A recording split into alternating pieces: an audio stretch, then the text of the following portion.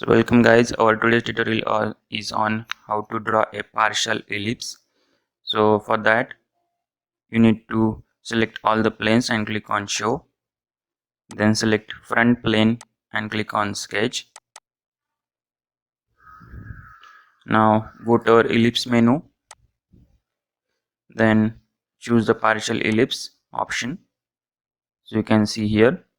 Then select the center to draw an partial ellipse. So firstly select the major axis and then select minor axis, and just drag your mouse up to where you can or you want to draw the partial ellipse.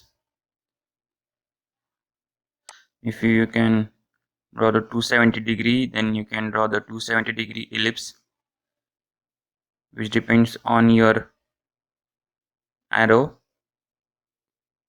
on the screen. If you click the 270-degree, then it can takes the shape of 270-degree. Okay, this is enough.